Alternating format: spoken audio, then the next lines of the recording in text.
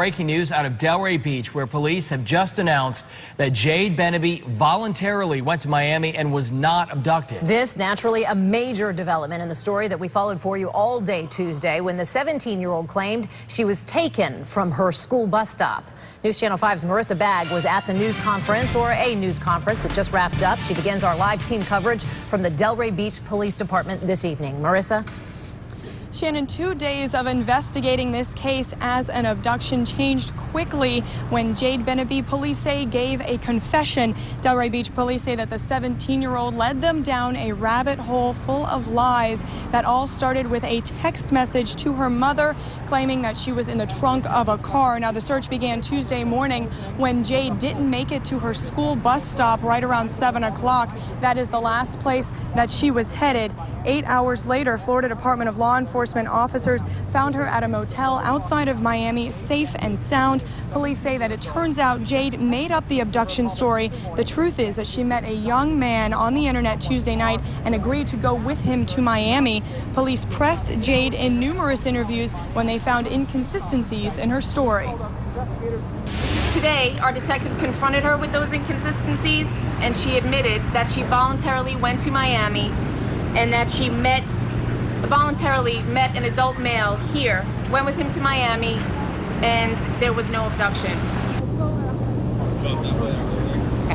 A city official estimates the cost of this investigation at about $100,000, but at this point, police are not confirming that. Sergeant Guerrero says that Jade's parents are victims in this case as well, suffering through this ordeal, so it is unlikely that police will try to ask them for any kind of retribution to help pay for this investigation. Meanwhile, police are giving Jade an ultimatum, telling her that she needs to complete a juvenile first offenders program, and she needs to be successful in that program. Otherwise, she will be charged with perjury.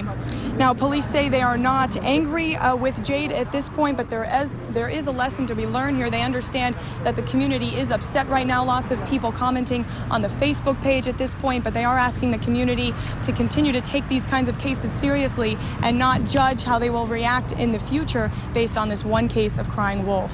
Reporting live in Delray Beach, Marissa Bagg, WPTV News Channel 5. Marissa, thank you. The community is reacting tonight to the news that Jade Beneby lied about being abducted and wasted time and money from local officers who were trying to find her.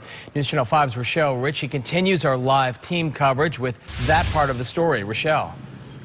Well, Jay, we are live at the home of Jade Beneby here on Southwest 4th Street. This is where this all unfolded, but it's a much different scene than 2 days ago. We're the only news crew here. There are no cops. There are no spectators. You can just take a look behind me, and you can see that there is, like I said, no one here. But I was able to catch up with the mom at the grandmother's house just a few blocks away, and when I tried to speak with her, she told me that I needed to speak with police. I did ask her how Jade was doing. She said Jade is doing better. Of course, that was before the news of Jade making up this entire story. Now, we also spoke with neighbors in this area who were a little skeptical, particularly a minister who lives nearby. He said he was concerned, but he also thought something wasn't right. I'm a minister. I was concerned about it, and, so I prayed about it, and I was telling my wife, I say, something funny going on about that situation. And I can tell you that we have seen Jade's mother, Sandra Stewart, drive by the home several times, but she has not stopped since our cameras have been out here. Now, I also got an opportunity to speak with a close family friend, and he basically told me that they are embarrassed and that they are hurt, and right now they just still need the respect of the community because, as you can imagine, her parents didn't know that this was all a lie. We're live in Delray Beach. Rochelle Ritchie, WPTV News Channel 5. This news certainly prompting a lot of legal questions this evening surrounding what happened and what will happen next. News Channel 5's Dan Kraut continues our team coverage tonight with more on that angle of the story. Dan. Jay, I spoke with a criminal defense attorney just a few minutes ago. She believes the biggest fallout will be to the public, people who possibly won't believe a child the next time something like this happens. Plus, our legal expert tells us the teenager and her family will most likely be responsible for paying what's called restitution. Police spent a lot of time and a lot of money looking for Jade Beneby, and attorneys tell us her family will most likely have to pay some or all of that money back. But the big question tonight right now is, did the punishment fit the crime?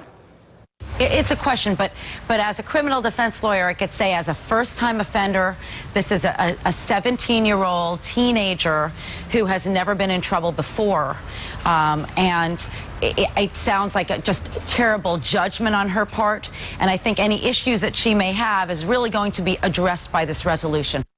Many people are sounding off online tonight, saying the teenager should have been charged and should have to face a judge. We will have much more tonight at 6. Dan Krauth, WPTV, News Channel 5. Dan, thank you. Stay with News Channel 5 for the latest information on this breaking news. We'll continue to update this story and get new information and new reaction throughout our newscast on WPTV.com.